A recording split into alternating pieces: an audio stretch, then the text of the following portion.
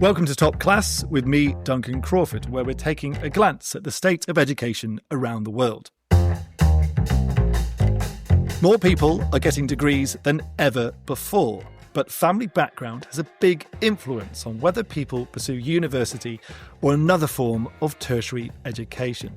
That's one of the key findings of this year's Education at a Glance report, which gives an annual assessment of the state of education of many countries around the world. It is literally hundreds of pages long. It's packed full of data, so much data and charts that you could probably crash an Excel spreadsheet with it. So I thought it'd be a good idea to invite the OECD's Director for Education and Skills, Andreas Schleicher, to join the podcast and to break down some of the key findings of the report. Andreas Schleicher, thank you so much for joining us. Thank you for hosting me. I just said that this report is packed full of data of all kinds of things concerning education systems. But if you try to summarize the health of education systems at the moment, are there general takeaways from this report that apply to most education systems? Yeah, the good news is that almost everywhere, more young people are getting better qualifications, and those qualifications do translate into better jobs and better lives. I think that's very, very clearly visible. But it also doesn't work for everyone. We can see that social background still remains a major barrier. If you have a mother or father with a college degree, you have a 70% chance of getting one yourself. If you don't, then that chance drops to 26%, and in the Slovak Republic to 3%. So again, social background remains a significant barrier for many young people. We still see that it's not talent and motivation often, but resources that give access to educational opportunity. Yeah, this year's report focuses on university and other forms of tertiary education, and it shows, tertiary attainment, I should say, has reached historic highs, but that growth is slowing. Is that a good thing? Is it that it can't keep going up forever? Yeah, that's what we thought 100 years ago about, high school. How many young people should have a high school degree? Now everybody has. And in a way, we are seeing a similar trend as in the last century for high school now with tertiary education. And, one test that you can use is the earnings returns. And what's really interesting is that the earnings premium on a tertiary qualification has not declined as we see at the low end of the skills spectrum. Some people think, one day everybody has a college degree and end up working for the minimum wage because there's going to be massive deflation on the labor market value of tertiary qualifications. And at least so far, we have not seen that. So it has, in most countries, worked for the people who get better qualifications. I want to get into the cost-benefit analysis of higher education a little bit later on, but one of the things you mentioned earlier as well was about the social economic factors involved in going to university. And it seems to be this is a persistent issue. We've known about it for a long time, but there hasn't been much success for many countries in terms of dealing with it. What are the most effective policies to close that gap where you can ensure that people whose parents didn't go to university, they also get that opportunity? We've often attributed those inequalities to financial barriers, tuition. But one of the most interesting findings from this year's edition of Education at a Glance is that, some of the countries with the highest level of tuition, think of the United Kingdom, are actually among the more equitable ones, whereas countries with zero tuition, you can see a number of them where social background is a massive barrier. So the point is, it's not just financing. Academic preparation is key. If you've lost the train in school, it's very hard to pick up later on with tertiary education. So making sure that we build stronger foundations for everyone. Social support. Also giving young people greater ownership over what they learn, how they learn, where they learn, when in their lives they learn. Now, academic learning for college degree may not work for everyone. There should be a more granular set of alternatives, micro-credentials, giving smaller signals about learning increments, or vocational education training can work for some. No, it shouldn't be a last resort. It should become an equal and first choice, so that there is just more variety in choices and pathways for young learners to accommodate growing diversity in learning interests and needs. We have a very monolithic kind of system at the moment where we try to fit in young people. And again, it doesn't seem to work for everyone. So the point just to make is it's not just tuition. There are other factors like, social support, like academic preparation that we should take at least as serious. Are there certain countries doing better than others? Because you mentioned England there, even though it's got relatively high tuition fees, they're doing quite well in terms of equity, in terms of who goes to university. Other places like Denmark, Flanders in Belgium, according to the new report, are also doing quite well in terms of equity. So are there specific things they're doing differently that other countries could learn from? Yeah, and let me be a bit provocative again, on that tuition question. If you take a country like England or Australia, basically they said, we don't have enough public money to finance higher education for everyone.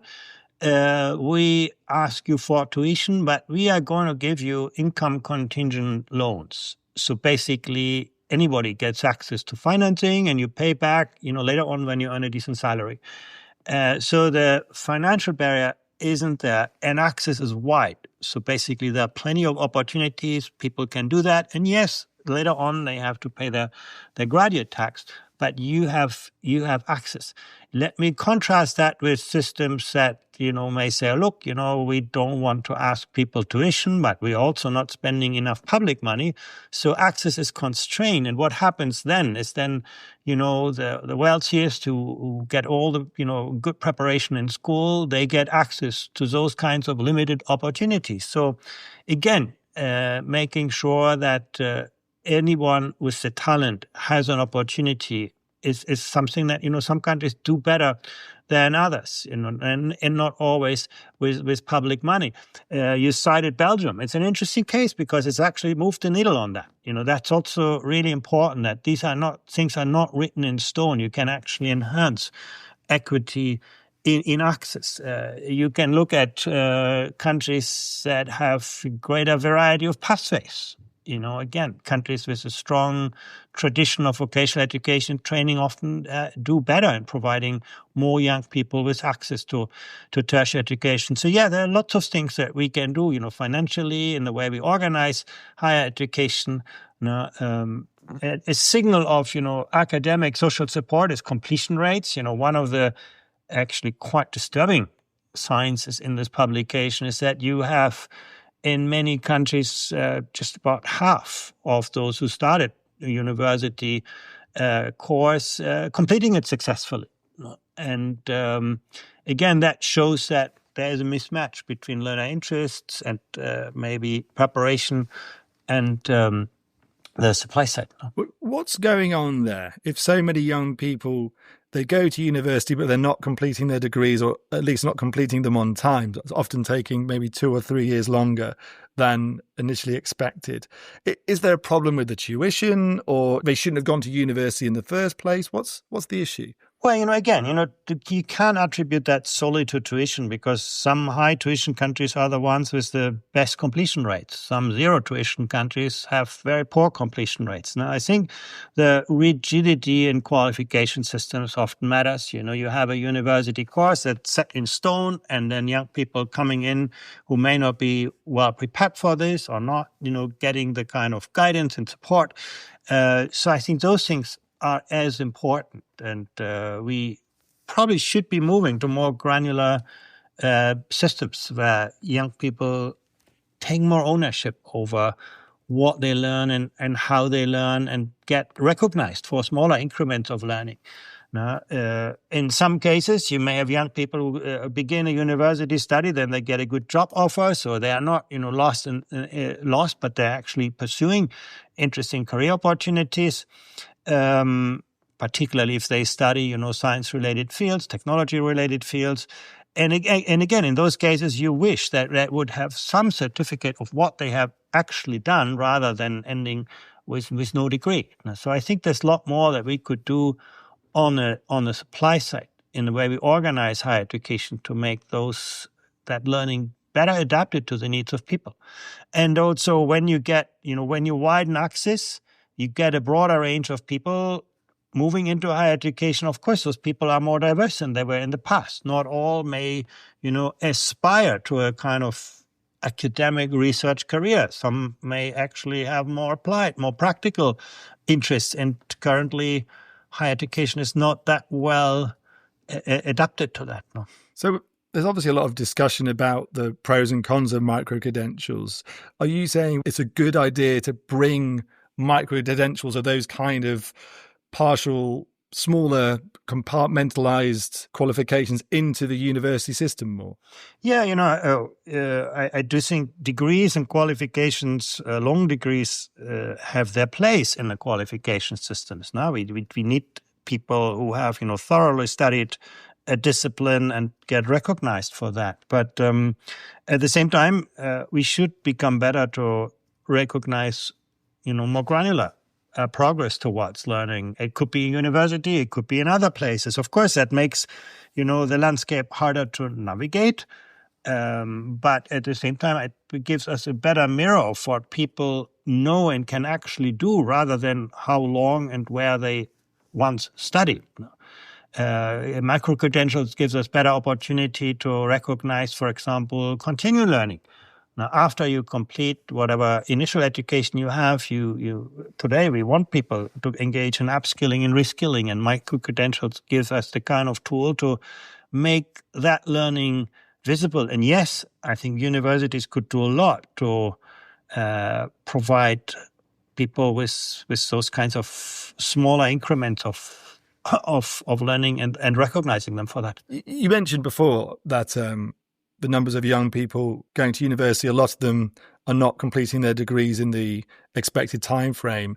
The completion rates are particularly a challenge for men. And I wondered, why do you think that is? Why are men struggling more than women to complete their degrees? It's hard to say. To some extent, it is that men study fields that actually make it easier to go into the workplace without completing your degree. If you go in a technology-related field, your employer may not care as much about whether you got a certificate. They care what you know and what you can do, and they may have their own means to recognize you for that. So that may be one of the factors contributing to this. But these gender differences are visible on a whole spectrum of outcomes.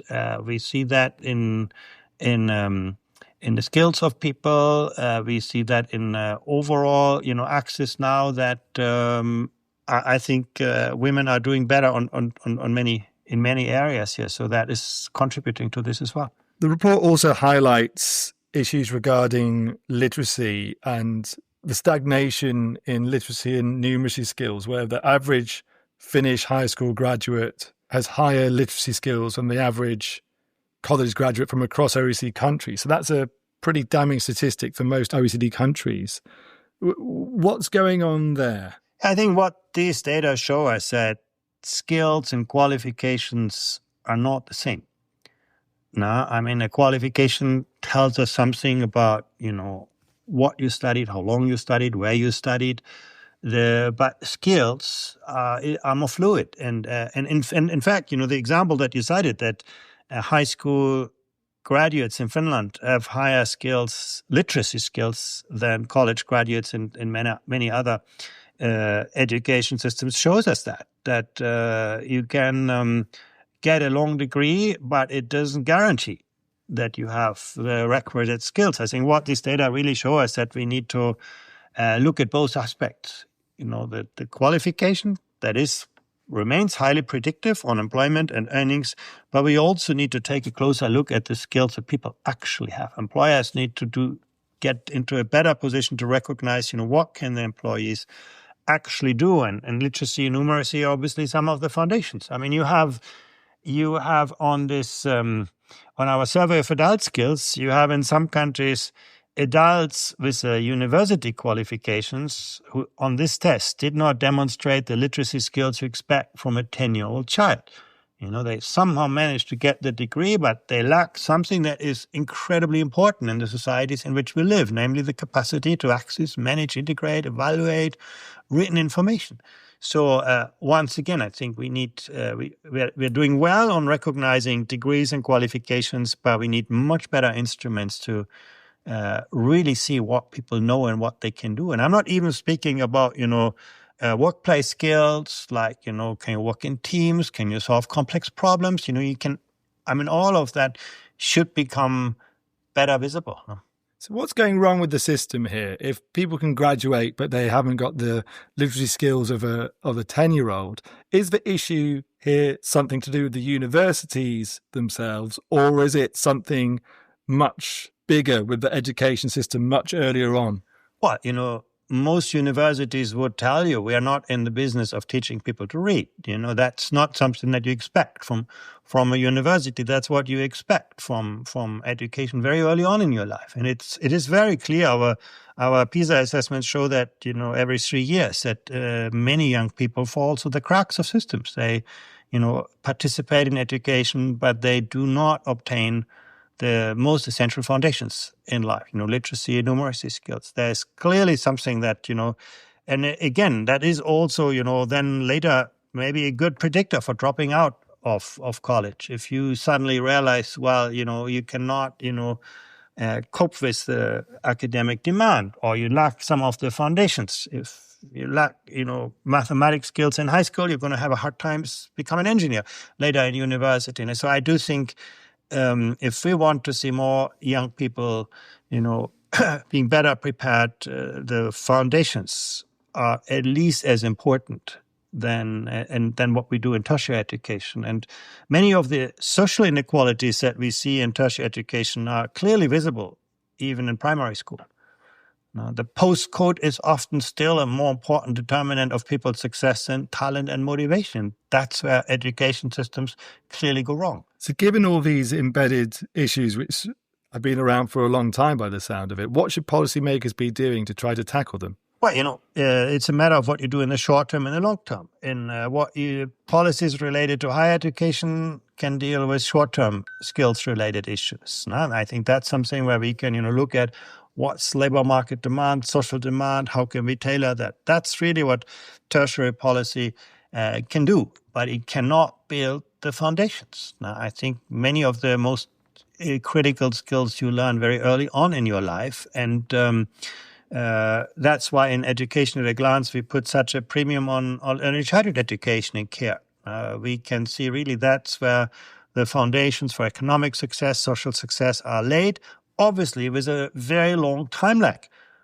It's going to take 20, 30 years until you see those results playing out in the labor markets, but you will see those consequences. So building strong foundations early in life, then in school, making sure that all children have access to excellent teaching. If you come from a wealthy background, you're always going to have open doors in life. You'll always have opportunity. If you come from a disadvantaged background, you often have just one single chance in your life, and that is find a great teacher and a good school. So I think making sure that there's high quality learning, that we attract the most talented teachers to the most challenging classrooms. All of those things are analyzed in this year's edition. And, you look, for example, at the earnings, of educators in most education systems. We don't pay teachers competitively. And some countries have seen good improvements on this. You take a country like Colombia that has, added a lot of effort to this. But in many countries, we still make popular choices. We make classes smaller and, add more time.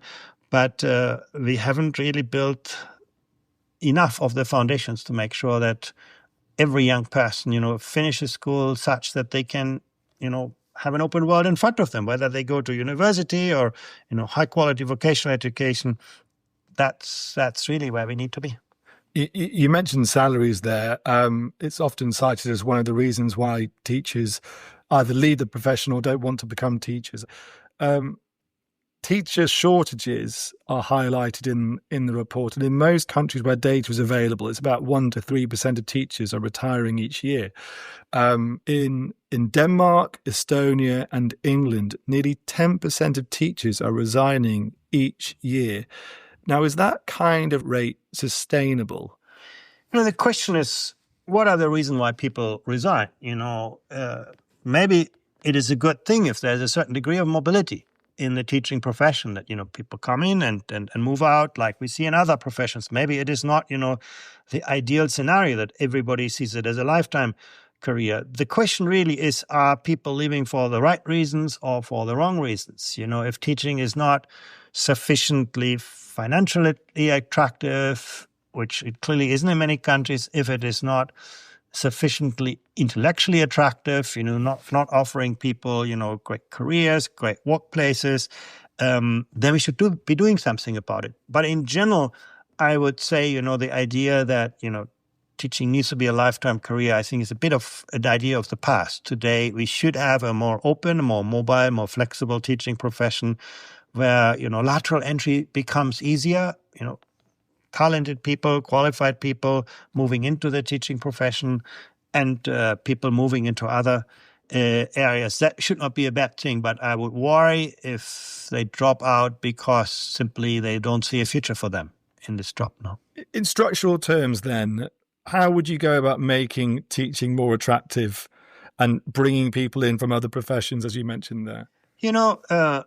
Money is important, but the link is not so clear, actually. We see even some countries that pay their teachers really well are seeing great teacher shortage. Now, it's sort of money is always an extrinsic demotivator. If you don't pay people well, they run away. But money is rarely an intrinsic motivator. Like what motivates teachers, and we have really good data on that, is that they have a fulfilling career, that they can make progress in their life, that they focus on things that matter to them, like working with children, that we minimize, administrative kind of work. It's the work organization, that you work in great teams, that you have a say about your profession, that you have a high degree of professional autonomy and a collaborative culture, working together as a team, as a profession. I think those things are harder to quantify, but at least as important as the financial aspect. We see some movement on the financial front, but clearly that is not sufficient. It needs to be also a career that is truly intellectually attractive for people. I give you an example.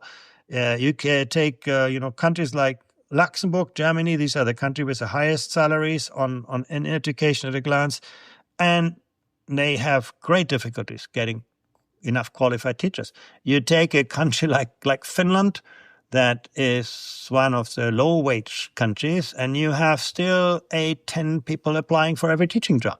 So once again, we need to get both sides of that equation right, the financial side and the non-financial side. Obviously, the world of work is changing. The OECD's estimated that a quarter of jobs across member countries, 27% to be exact, have a high chance of being automated due to artificial intelligence, due to AI. And it's not that uncommon nowadays to hear young people question the value of going to university, particularly if they have to pay high fees and go into a lot of debt. So I'm wondering what your view is on this. Is higher education keeping up with the pace of change with technology in society? Is it going to remain relevant in the future? This is very hard to answer with the kind of data that we have. Clearly, the financial returns on a college degree remain very high. Even you take the United States, where tuition is exorbitant. Young people are asked for a huge amount of money, and you ask yourself, can it be worth it? But then you see a woman in the United States earns $500,000 more over her working life than someone, with a high school degree. I mean, the returns are still very significant, and they have remained stable so far. Will it remain like this for the future? Very, very hard to predict. But, I would still say, your schooling today is your your earnings, your employment tomorrow. I do believe that investing in your future through a good education is one of the best bets that you can make, and higher education clearly contributes to that. It shouldn't have a monopoly. Again, I think there's going to be in the future a lot more varied opportunity for people to develop their education, to upskill and reskill. I think higher education is one contributor to that, but there will and should be more alternatives to that. But overall, I would say, investing in a tertiary education is like, investing in high school 100 years ago. Thank you, Andreas Schleicher, for your insights. That was the OECD's Director for Education and Skills, Andreas Schleicher there. If you want to learn more about all of this, please do check out the publication, Education at a Glance. 2025 is downloadable on the OECD website, oecd.org. It analyses all the education systems of the OECD's member countries and a few other ones as well. So not to repeat myself, there's a lot of data to get your teeth into. If you like this podcast, then please subscribe and do join us again for another episode of Top Class soon. All the best.